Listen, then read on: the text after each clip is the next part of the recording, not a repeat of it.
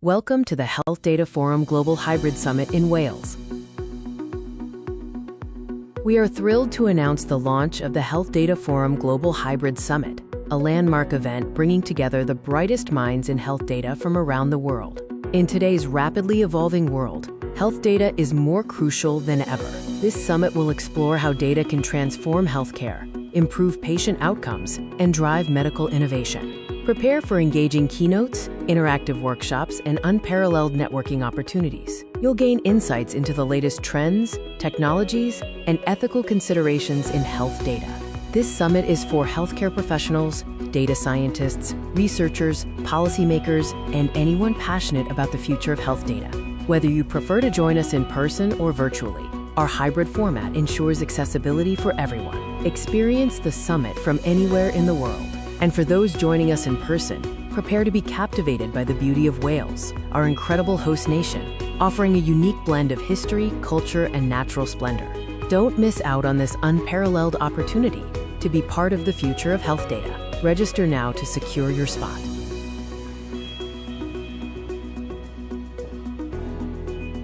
Thank you for considering the Health Data Forum Global Hybrid Summit. We can't wait to welcome you.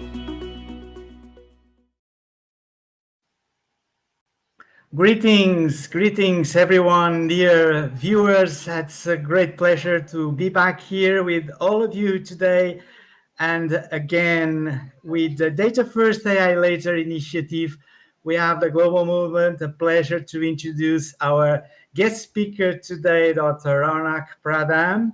Is a product lead from the National Health Authority in India and is going to be interviewed with my dear co-host today and a recent newcomer to the movement, Dr. Padmavathi Roy, who is a physician who transitioned into healthcare IT with deep expertise in high AI ethics, cybersecurity, design thinking, HL7, FIRE, agile and safe practices.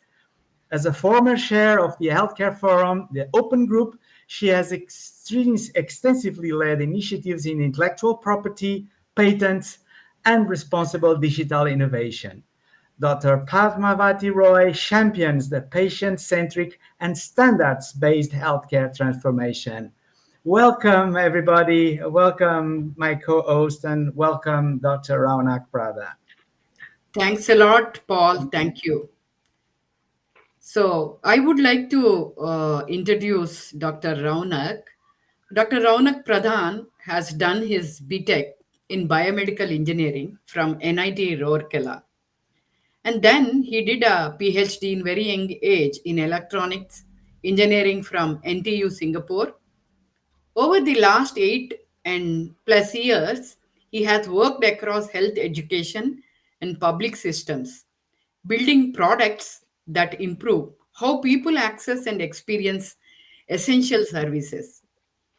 And he also has done that at Bajaj Finserv, Health, Indus Action, Intel Health, and through his own health tech startup, which is funded by BIRAC, Department of Biotechnology. He has led cross-functional teams, built 0 to 1 solutions in ambiguous settings, and collaborated with government stakeholders, vendors, and engineering, and teams to ship impact-driven products. He is especially curious about how we can shift from sick care to preventive, participatory health, and what it takes to make health and movement social, joyful, and habit forming. And also, how can we build large scale public systems for streamlining care delivery? He is also beginning to explore how data and AI can play a meaningful role in shaping the healthcare in the coming years, especially when we are uh, very fastly reaching towards the United Nations Sustainability Health Goals. Especially, I'm interested in Goal 3, health for everyone. So, welcome, Dr. Raunaq Pradhan, to our Thank you. podcast. Thank you. Great to be here.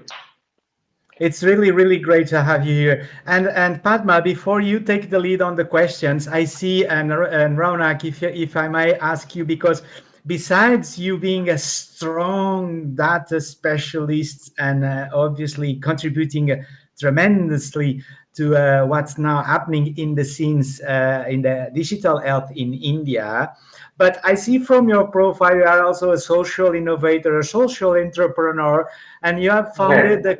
the Kel Club. Can you talk us a little bit about your experience with the Kel Club before Sure. we dive in the Yeah. So interview? essentially, yeah. So as Dr. Padma pointed out, I've always been very interested in getting people to move, and like I've always been like you could say like very interested in sports right throughout my childhood.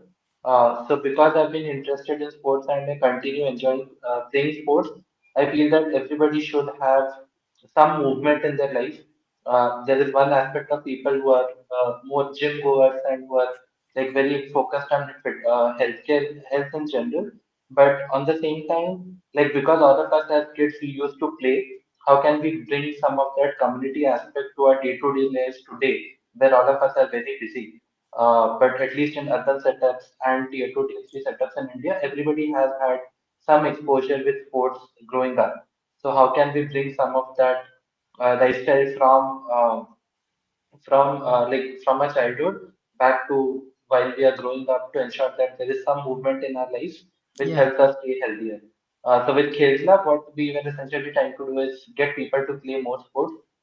Started off with pickleball, but then eventually expanding to other sports as well. So the idea is to get build a community and get more people to play.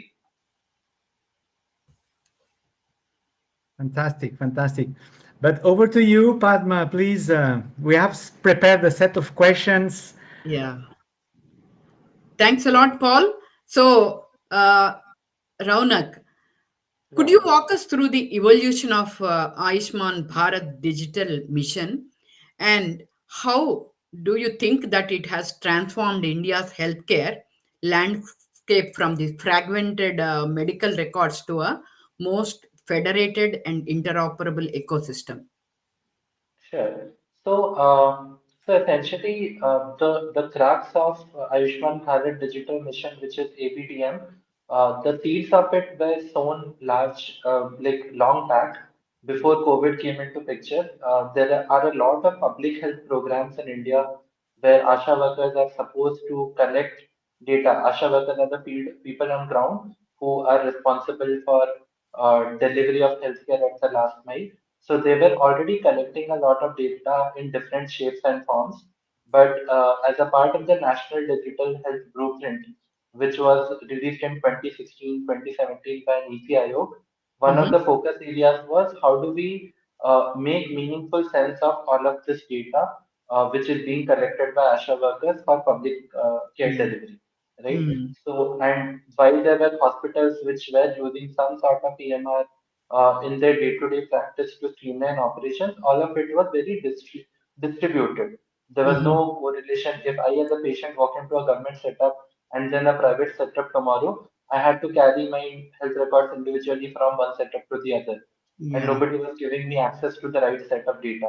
Mm. And during COVID, we as a country in India realized that if we have to get everybody vaccinated, we need access of information very well documented at the last mile to ensure that each and every citizen in India is documented. So when COVID happened, we did a phenomenal job in terms of ensuring that each and every citizen in the country was documented and was vaccinated, and all of it came to fruition using Arogya Setu. So I think Mm. that is where the whole crux of ensuring that every healthcare provider has an identity, every healthcare individual has an identity, every individual which is getting healthcare has an identity, and every care provider also has an identity. So once the identity of everybody in this digital ecosystem is formed, post that, like whatever health records was getting generated would have to be digitized. So with digitization, there is a two-step goal. One is making people who are not digitizing today see the value of digitization. For people who are already digitizing or who were already digitizing, how can we make it simple for the patient by making these records interoperable? Because the Apollos and the Manipals Yeah. and the big hospitals were already digitizing to some extent, but the interoperability of records in terms of data transfer from one setup to the other when a referral happens was not happening. So that is what led to the evolution of Ayushman Bharat Digital Mission, where the goal was three-pronged. One, how can everybody have an identity? How can every healthcare provider start creating digital records? And three, from a citizen perspective, how can we define standards which can Yeah. help make this health data interoperable across systems? Yeah. Exactly. So defining the standards, I think, more key into digitizing everything in the healthcare ecosystem, right? So even at the data first and AI next, defining the data standards is the key, and that is what the goal. And when you began actually working on the Ayushman Bharat Digital Mission, what was the core problem statement you were trying to solve? What were the problems statement that you have in hand? And I definitely know that the problem at that time, I know that at that time it is a multi-dimensional challenge everywhere, and there will citizen centric, and also from the provider centric, and also the policy perspective, and then government perspective, there are multi-dimensional problem. So what is that the most important problem statement that you have started prioritizing? Okay, so in terms of the problem statement, so primarily, as you correctly pointed out, there are multiple stakeholders involved in the entire healthcare ecosystem, which is very different from the precedents that we had set with Aadhaar and UPI. So, Mm. as with any government scheme today, an Aadhaar is a mandatory requirement. So, it was similarly thought that for anybody to be identified in the healthcare ecosystem as a singular patient, the first step is ensuring that all the registries, everybody has an identity and the registries are in place.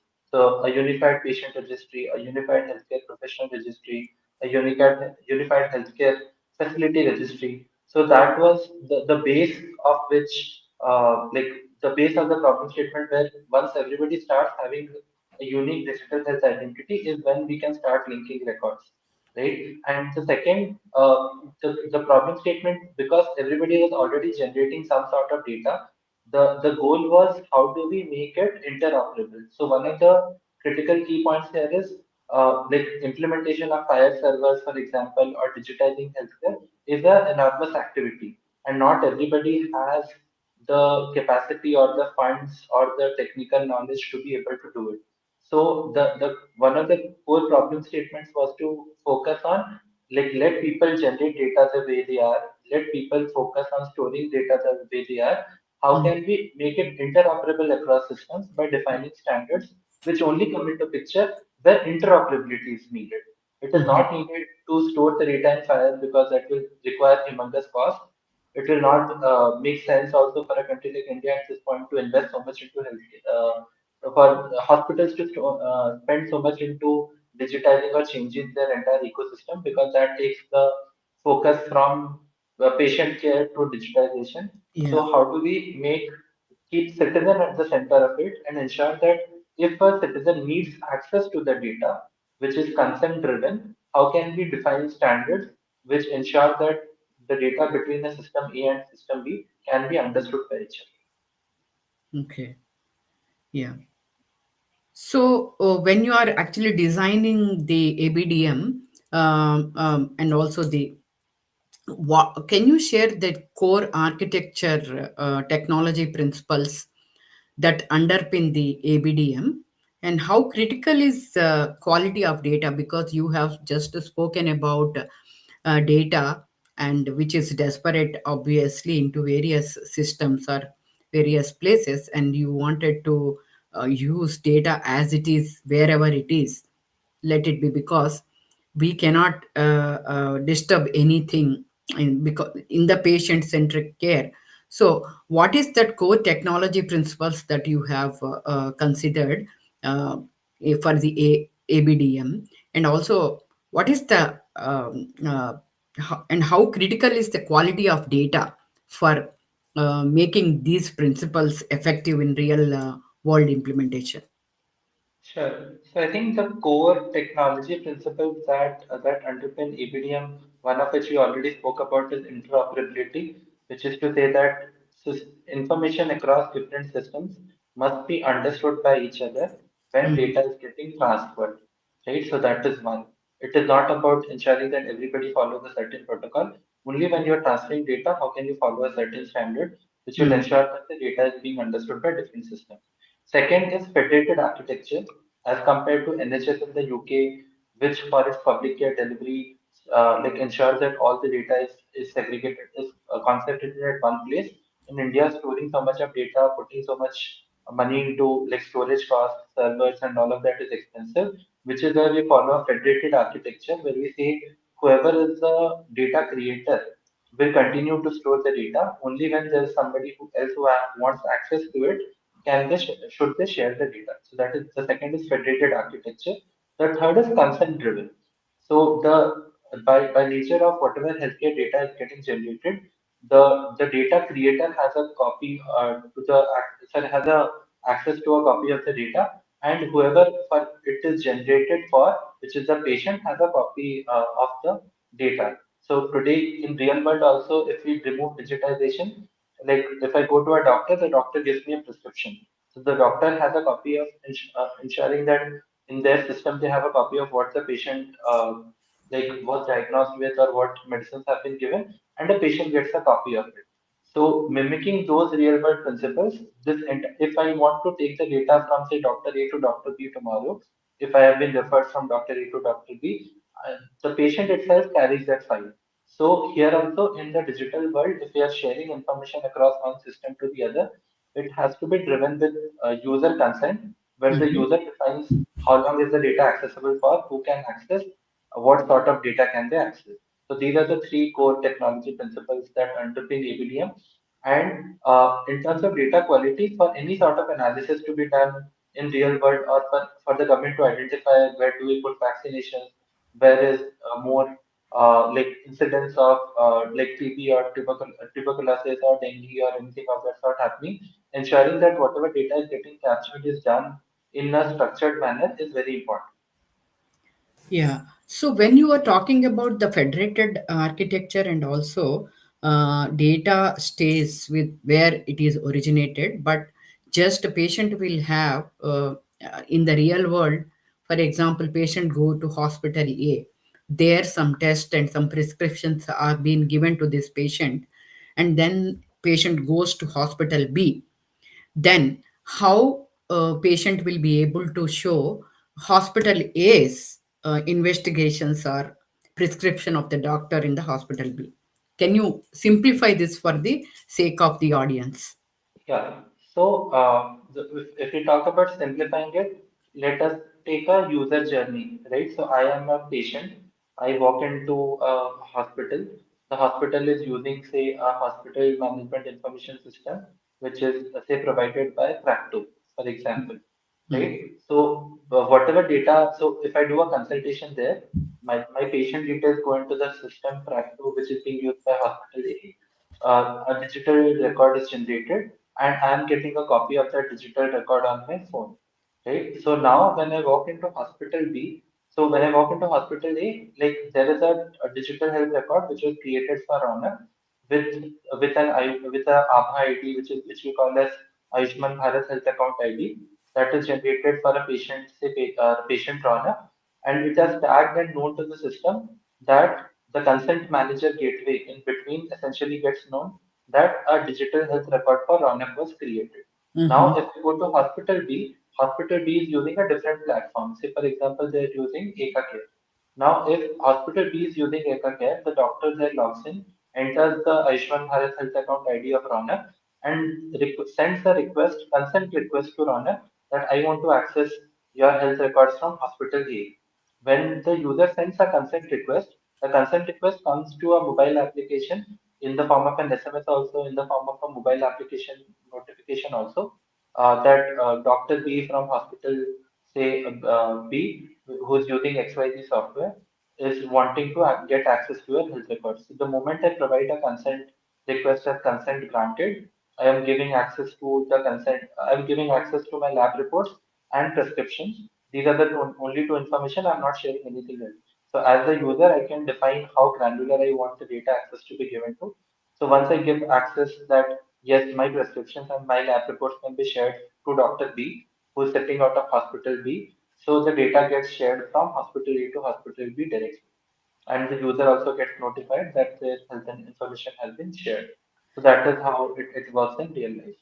So in this manner, our user, so benefits of this is user does not need to carry any physical records, and also the investigations or prescriptions provided by hospital A lies in the hospital A system, but only consent will be given to access. So nothing is even being stored on Raunaq's mobile as well.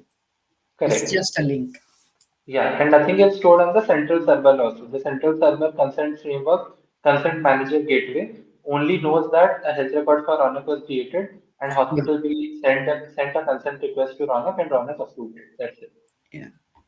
So, in again, a simple extension to the previous question, in a federated architecture like ABDM, we have spoken about quality of the data a lot, right? And what measures are being taken to ensure the consistency, standardization, and trustworthiness of data across such a large ecosystem, and especially in the context of data first and AI next perspective. Yeah. So to ensure digitization and structured data getting captured, one of the so it is a very large problem and it will take a lot of time. But there are small experiments which the government is trying to do to understand what can help move the needle. So one of it is, for example, digital health incentive scheme, where any healthcare system which is digitizing a health record for a hospital, the government was giving incentives for every digital health record created in a structured manner. So that was one. Second, so this incentive was given to the healthcare provider also and to the software entity who was managing the system for them also. So incentive was given to both of them. Second, from a public health perspective, which is where the Ayushman Bharat Pradhan Mantri Jan Arogya Yojana comes in, any sort of claim which the hospital is submitting on behalf of a patient, it had to ensure that it is providing data in a structured format so that the claims can get auto adjudicated in the future. The patient can have to spend less and less time in the hospital. Uh, so there was incentive for the hospital to digitize so that the claims can get processed fast and they can get the money fast. From a private player ecosystem perspective, the private players were motivated or incentivized to ensure that they capture structured data, because only when they capture structured data is when they will be able to run analytics and be able to provide personalized recommendations to the user just by uploading PDFs and just by ensuring PDFs or hand-clicked images. Analysis on that becomes very difficult. So these are a few initiatives which ecosystem was essentially trying to ensure that more structured data gets generated. Yeah. Okay. So, what is your since you are behind ABDM, and there are so much of roadmap ahead of us. So, what is your vision for AI enabled telemedicine in rural India, where I was actually doing some kind of analysis to see where we, as a country, India, with respect to doctor to patient ratio, and it is really alarming now. It's very high, like the gap between doctor to patient ratio, 1 in 11,000. So one doctor for 11,000 rural population. And how do you think that AI can help bridge this gap while maintaining the quality of the data and quality of the healthcare, and also improve the trust with the healthcare system? Yeah. So I feel for telemedicine in rural India, I feel with more of like with more of technology coming in and with more providers in tier one India or outside. being able to provide better care to the patients. So one definitely is reducing the load on doctors, where AI could essentially simple thing like a case history, or a simple thing like a that, you could say like the collection of what chief complaints you are having. So some sort of triaging could be significantly helpful for the patient A to understand if they have a certain set of symptoms, this is what it potentially may be, and they could take certain preventive actions for them to ensure that they are getting healthier or better. Second, it also reduces the load on the doctor or the treating physician, where the amount of time that they spend today in terms of interacting with the patient before figuring out what complaints they have or what could be some of the provisional diagnosis.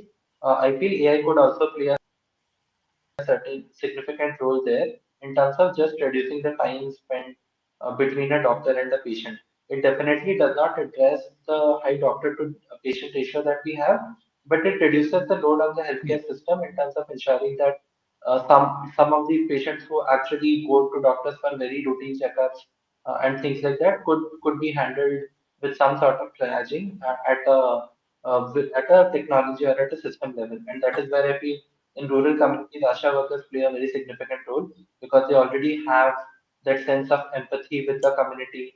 They already have good connect with the community. They already work with them for different health programs. So training them and using that ecosystem itself, where they're already used to collecting data and where there is already a sense of empathy, that ecosystem could be leveraged to reduce the load on doctors. So, yeah, thanks for that. But is there any probability that ABDM will be having an extension into telemedicine as well in the future? More of telemedicine. I'm aware that some of the telemedicine platforms are available, but not much to cover the entire population of rural India. Yeah, so we need to understand how ABDM is different from telemedicine application. So the government of India, like CDAC, has its own telemedicine platform. There are NGOs who are building their own telemedicine platforms. What ABDM is just helping them is to structure and streamline how data needs to be collected and how data needs to be collected. Right? It is helping them simplify the time, reduce the time that they need to build healthcare applications, but ABDM is more responsible for just building the framework and defining the framework. The applications will still need to be built by government entities, by NGOs, by Mm-hmm. private players who can leverage what ABDM is providing to build applications faster. Yeah, so that is Yeah. the crux of it. That ABDM will not solve for remote healthcare. They will just help define standards and protocols, which will make it easier for people wanting to get into that space to do it Yeah, faster. that's good. And like we have just emerged from the global health crisis, which is COVID-19, and we know what is the effect it has created on the world healthcare as well. So, and now AI is beginning to reshaping many industries, and healthcare also one among them. How do we urgently address the growing global physician shortage, and what role can digital infrastructures like ABDM play in solving this challenge? Okay. So I think so different countries will have different contexts.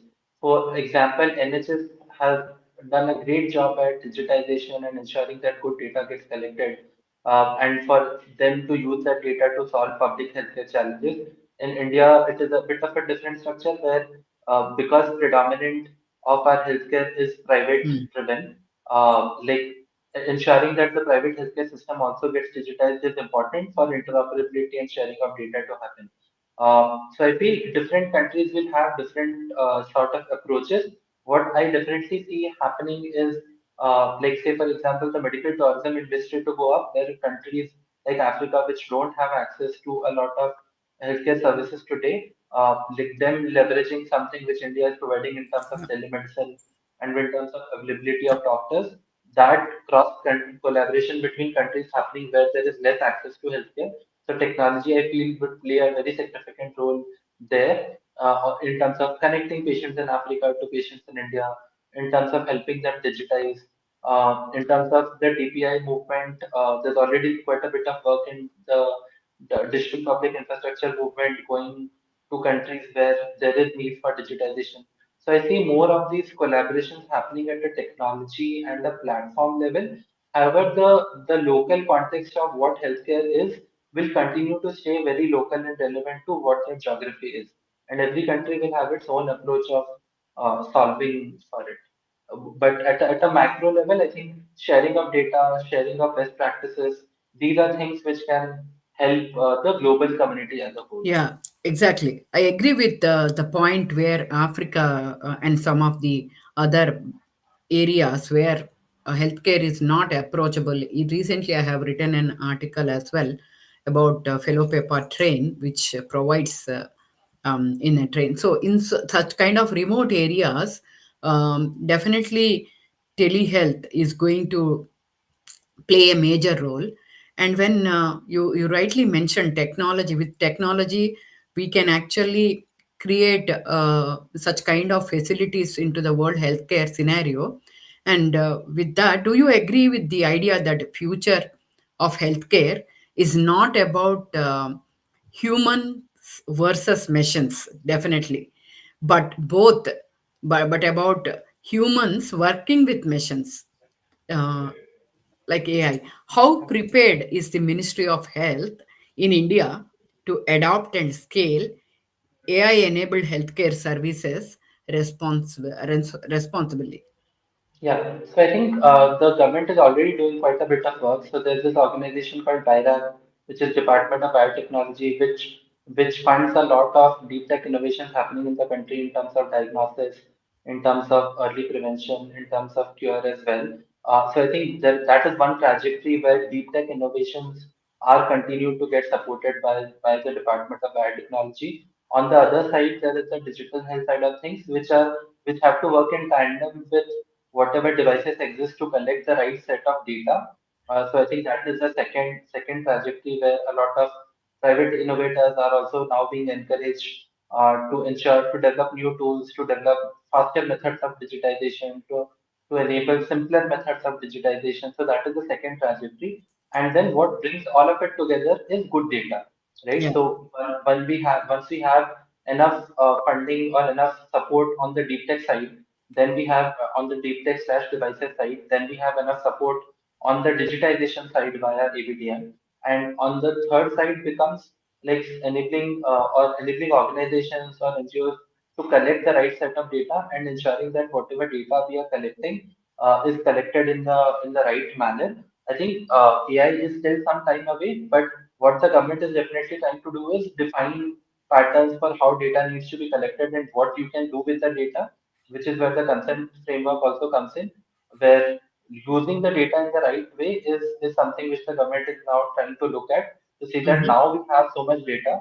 How do we look at data the right way? How do we ensure who have access to the right set of data? So there are India AI Mission is leading that initiative where they're coming up with white papers on what you can do with the data and what you cannot, so that the data that we are generating is not misused in the wrong manner. yeah. So how do you like when again extension of that question? We have various systems even in India. Many it's healthcare is everywhere, and also there are private hospitals or private organizations providing healthcare, and they have their own systems. uh, Right. and government is also having ABDM and other Ayushman Bharat Digital Mission, and we have some data from the government perspective also. So how does all this data is considered for looking into that quality and things like that for future utilization?